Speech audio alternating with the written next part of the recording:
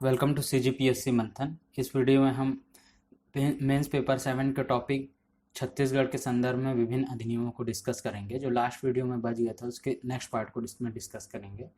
तो इसमें पहला है छत्तीसगढ़ बाल विवाह निवारण अधिनियम। ठीक है। इसकी पृष्ठभूमि इसमें ऐसा देख सकते हैं कि छत्तीसगढ़ जो है जनजाति और ग्रामीण और पिछड़ा राज्य रहा है काफ़ी समय से। तो यहाँ बहुत सारी सामाजिक बुराइयां व्याप्त रही हैं, उसमें से प्रमुख बाल विवाह भी रही है। ठीक है। इससे महिलाओं के मानवाधिकार का हनन होता है और जिससे ना कि उनका सिर्फ बचपन छिन जाता है बल्कि उनका शारीरिक मानसिक शोषण भी होता है। ठीक है। तो छत्तीसगढ़ में बाल विवाह की समस्या के पीछे जब हम कारण देखते हैं तो उसमें हमको अशिक्षा, ग्रामीण परंपराएं, आदिवासियों की पृथक जीवन शैली, कृषि श्रम पर निर्भरता, बेरोजगारी, ये सारी चीज़ें नज़र आती। ठीक। इस अधिनियम को 2007 में लागू किया गया था और इस अधिनियम को 9 धाराओं में वर्णित किया गया है। ठीक है। धारा 2 में बाल विवाह को परिभाषित करते हुए ये बताया गया है कि इसमें न्यूनतम विवाह की आयु जो है वो महिलाओं के लिए है 18 वर्ष और पुरुष के लिए है 21 वर्ष। ठीक है। धारा 3 में बाल विवाह के निवारण के लिए अधिकारी की नियुक्ति एवं उसके अधिकार क्षेत्र को बताया गया है। ठीक है। धारा 4 में ये बताया गया है कि इसमें शिकायत कैसे कर सकते हैं। इसमें पीड़ित व्यक्ति, उसके परिवार के सदस्य या फिर सामाजिक क्षेत्र में जो कार्यरत संस्थाएं हैं वो प्रत्यक्ष रूप से जाकर या फिर संदेश भिजवाकर जो है लिखित रूप से शिकायत कर सकते हैं अधिकारी के पास। ठीक है। धारा 5 में जो है बाल विवाह अधिकारी के कार्य और दायित्व को बताया गया है। कार्य में ये बताया गया है कि बाल विवाह को रोकने के लिए जो भी उचित कार्यवाही करनी होगी वह करेगा। मुकदमे दायर करने के लिए वह सबूत इकट्ठा करेगा। ठीक है। सामाजिक स्थानीय समुदायों को जोड़कर बाल विवाह को रोकने के लिए वह प्रेरित करेगा और बाल विवाह के विषय संबंधी जो भी जागरूकता समाज में फैलानी होगी वो उसको फैलाएगा और उसके बाद फिर रिपोर्ट तैयार करेगा। ठीक है। धारा 5 में बाल विवाह अधिकारी की शक्तियों को बताया गया है। शक्तियों में यह है कि जांच के पश्चात न्यायाधीश के समक्ष वो रिपोर्ट प्रस्तुत करेगा। उसको आशंका होने पर वह बिना वारंट के कहीं पे बाल विवाह हो रहा है या नहीं इसके लिए कहीं पे भी प्रवेश कर सकता है या वहाँ की जांच कर सकता है। ठीक है। ऐसी जांच के लिए जो है ऐसी जांच करने से पूर्व 2 से अधिक स्थानीय निवासी को बुलाकर उसको गवाह के रूप में तैयार करना पड़ेगा। ठीक है। तो इसमें अगला अधिनियम देखते हैं, छत्तीसगढ़ खाद्य सुरक्षा कानून 2012।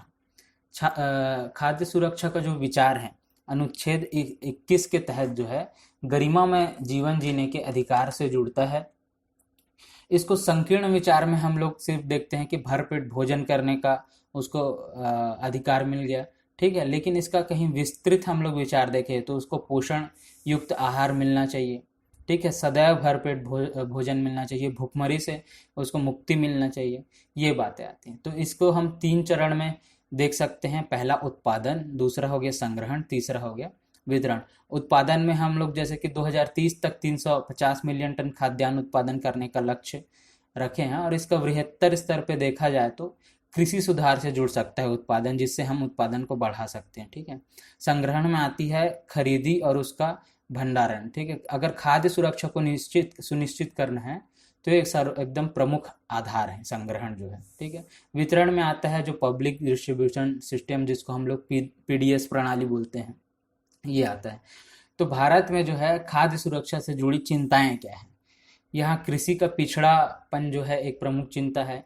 प्रति हेक्टेयर उत्पादन कम होता है। कृषि भूमि का भी संकट है, भूमि बंजर होती जा रही है। कृषि जो है लाभप्रद नहीं है या फिर ये बोल सकते हैं कृषि जो है कमर्शियल नहीं है। लोग जितना खाने के लिए अपना उत्पादन करते हैं उसको बेचना उनका एकदम प्रमुख उद्देश्य नहीं रहता। ठीक है। कृषि बीमा यहाँ पे प्रभावी नहीं है। अतिरिक्त उत्पादन कहीं हो जाए तो उसके लिए क्या व्यवस्था है ये भी सरकार के लिए प्रॉपर योजना नहीं है। सरकारी खरीद जो होती है वो भी पर्याप्त नहीं होती। इतना भी खरीदने के पश्चात आप लोग छत्तीसगढ़ में देखेंगे कुछ किसान अभी भी अपने धान की खरीदी का मांग कर रहे हैं। ठीक है। भंडारण में कमी है, भंडारण में भ्रष्टाचार देखने के लिए मिलता है। ये प्रमुख कुछ चिंताएं हैं कृषि से जुड़ी हुई। ठीक है। अब इसमें प्रयास क्या किए गए हैं। जब से भारत में हरित क्रांति आया है, कृषि उत्पादन को बढ़ाने का प्रयास लगातार जारी है। इसमें MPS निर्धारण किया गया है। ठीक है। न्यूनतम समर्थन मूल्य जिसको बोलते हैं, एमपीएस के साथ साथ बोनस भी देती है जो गवर्नमेंट है वो, ठीक है। फिर लोगों के लिए भंडारण की भी व्यवस्था करती है, गोदाम की भी व्यवस्था करती है, पीपीपी मॉडल पर स्टोरेज की भी व्यवस्था करती है। पीडीएस सिस्टम को जो है अब टारगेटेड पीडीएस सिस्टम बनाया गया है। टारगेटेड पीडीएस सिस्टम मतलब जो बीपीएल परिवार है उन पे फोकस करने के लिए, ठीक है।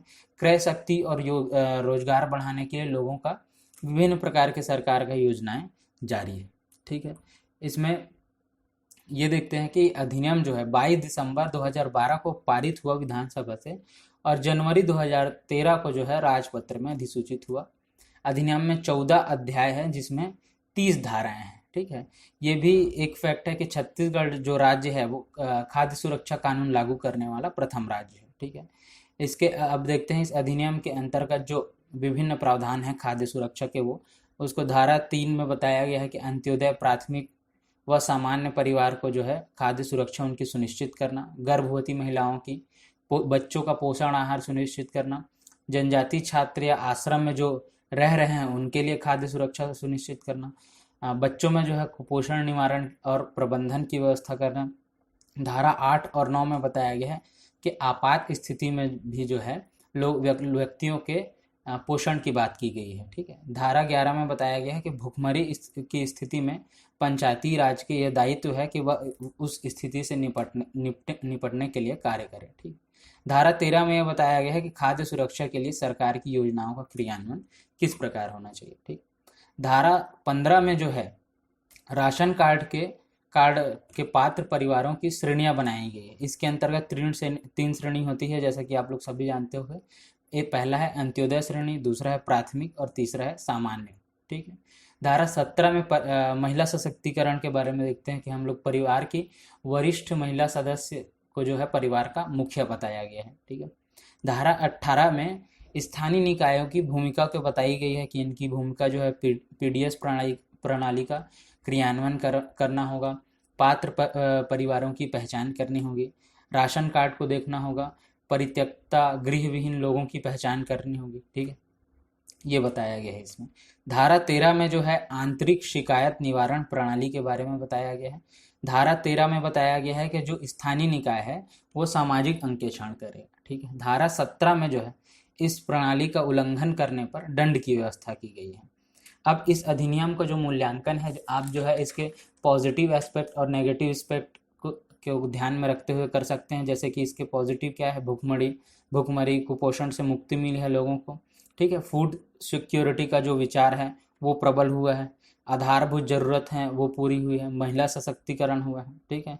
स्थानीय संस्थाओं की इसमें सक्रियता बढ़ी है। कहीं पे मतलब एक तरह से देखा जाए तो भंडारण का भी काफ़ी ज़्यादा विस्तार हुआ है इसमें। अब इसके मार्ग में बाधाएं क्या क्या है, ठीक है। कृषि श्रमिकों का संकट और कृषि उत्पादन में कमी जो है इसका महत्वपूर्ण समस्या है इसमें, ठीक है। एक्ट के क्रियान्वयन में भ्रष्टाचार है देखने को मिलता है। कहीं ना कहीं हम लोग देखते हैं कि उत्पादन, भंडारण और वितरण से जुड़ी जो है सरकार की कुछ कमियां हमको समय समय पे दिखाई देती है। जैसे कि बारिश के समय कई सारे धान जो है सड़ जाते हैं, तो वहाँ पे एक सरकार को की प्रमुख जो है कमी हमको दिखाई पड़ती है, ठीक है। अब इसमें अगला देखते हैं अनुसूचित जनजाति व परंपरागत वन निवासी अधिनियम 2007। इसकी पृष्ठभूमि ये रही है कि छत्तीसगढ़ राज्य जो है आदिवासी और पिछड़ा राज्य रहा है। तो यहाँ के जो मूल निवासी हैं वो आदिवासी हैं, तो उनके जो है वन अधिकारों को सुनिश्चित करना, इसके लिए जो है 2006 में राष्ट्रीय स्तर पर कानून पारित किया गया था। तब छत्तीसगढ़ ने 2007 में जो है इसके अनुपालन के लिए कुछ नियम बनाए थे। इसका प्रमुख उद्देश्य देखते हैं, जो पीढ़ियों से वन में निवास कर रहे हैं आदिवासी, उनको उनके परंपरागत वन अधिकार को दिलाना। यह अधिकार का अलग अलग प्रकार के थे, जैसे कि मूलतः इसमें हो गया कृषि, पशुपालन, वन उत्पाद उनके संग्रहण के अधिकार, इन सारे अधिकारों को, ठीक है। दूसरा देखते हैं कि अधिनियम के तहत पात्र व्यक्ति कौन है। एसटी समुदाय के वे सभी सदस्य जो परंपरागत वन निवासी रहे हैं और जो वन और वन भूमि पर प्राथमिक रूप से निर्भर रहे हैं, वे इनके पात्र होंगे, ठीक है। अब देखते हैं कि अधिनियम के अंतर्गत पात्र व्यक्ति के वन अधिकार क्या हैं और निषेधात्मक गतिविधियां क्या है जो कि वन में उनको अलाउड नहीं है। ठीक है, सबसे पहले तो है उनको निवास का अधिकार वन में। दूसरा है आजीविका से जुड़े जो भी उनके कार्य है, खेती के अधिकार, ठीक है, भूमि के सामूहिक उपयोग का अधिकार, गौड़ वन उत्पादों के संग्रहण और विपणन का अधिकार, ये सारी चीज़ें। ठीक है, और उनका जो जीवन निस्तारी से जुड़े हैं वे सारे अधिकार उनको प्राप्त होने चाहिए। सांस्कृतिक और धार्मिक अधिकार उनको प्राप्त है, बशर्ते कि वन और वन्य जीव को इससे नुकसान ना हो। ठीक है, इसमें जिन व्यक्तियों को वन भूमि से वंचित किया गया है उनके दावेदारों को पुनः भूमि पट्टे में पाने का अधिकार है। अब इसके अंतर्गत जो है निषेधात्मक गतिविधियां क्या है ये देख लेते हैं कि वन्य प्राणियों का शिकार जो है वो निषेध है। इसमें मांस, शरीर व अंगों की बिक्री, ये सारी चीजें निषेध है। अवैध कटाई निषेध है। आवागमन में बाधा डालना, बाहरी लोगों का प्रवेश कराना, ये सारी चीजें निषेध है। और सामान्य कानून के उल्लंघन करने पर उनको भी 3 वर्ष का कारावास और जुर्माने का प्रावधान है। ठीक, अब देखते हैं कि किन परिस्थितियों में वनवासियों को वनों से पुनर्स्थापित किया जा सकता है। पहला, जब उनका निवास वन्य संरक्षण अधिनियम 1972 के अंतर्गत वनों और वन्य जीवों की सुरक्षा के लिए खतरा हो। ठीक है, मनुष्य और वन्य जीवों का जो कोएग्जिस्टेंस है, एक साथ रहना जो है संभव ना हो, बार बार वे पाथ अपना क्रॉस कर रहे हो। ठीक है, अंतर्राष्ट्रीय संधियों व राष्ट्रीय कानूनों के अनुपालन के लिए यदि कहीं बफर जोन बनाना है तो ऐसा करना आवश्यक हो जाता है। ठीक है, लेकिन जनजातियों के पुनर्स्थापन के लिए ये सुनिश्चित करना होगा कि उनकी भूमि आवंटन की जो प्रक्रिया है वो पूरी कर ली गई हो, पूर्ण कर ली गई हो, और उनको जो भूमि आवंटन है वो सुनिश्चित हो गया हो। ठीक है, इसमें अगला देखते हैं कि इस अधिनियम के अंतर्गत जो ग्राम सभा जो भी वन क्षेत्र में आते हैं उनके क्या अधिकार हैं। ठीक है, इसमें यह है कि वो वन और वन्य जीवों के सुरक्षा से जुड़े जो उपाय हैं उसको सुझाएं। वनों में उपस्थित जल क्षेत्रों या अन्य क्षेत्रों को पारिस्थितिक क्षेत्र घोषित करें। ठीक है, उन मानवीय क्रियाकलापों के प्रतिबंधन करवाना जो जैव विविधता को संकट में डालती है। तो ये सारे अधिकार किसके अंतर्गत आते हैं? ग्राम सभा के अंतर्गत आते हैं। सारे जो महत्वपूर्ण अधिनियम है उसको इन वीडियो में डिस्कस किया गया है। ठीक है, इसके अलावा और भी अधिनियम है जैसे कि दिव्यांगजन अधिकार नियम 2017, हॉस्पिटल नर्सिंग होम की मरीज के प्रति जिम्मेदारियां, छत्तीसगढ़ शिक्षण संस्थान में प्रताड़ना प्रतिषेध कानून, सामान्य पारिश्रमिक कानून, न्यूनतम मजदूरी दर कानून, छत्तीसगढ़ कोऑपरेटिव अधिनियम 1960। ठीक है, तो फिर इस वीडियो में बस इतना ही। अगर आपको इससे रिलेटेड कोई भी डाउट आता है तो आप हमको कमेंट कर सकते हैं या फिर मैसेज कर सकते हैं। अगर ये वीडियो आपको यूज़फुल लगा हो तो हमारे चैनल को सब्सक्राइब जरूर करें। तो फिर मिलते हैं नेक्स्ट वीडियो में, तब तक के लिए धन्यवाद।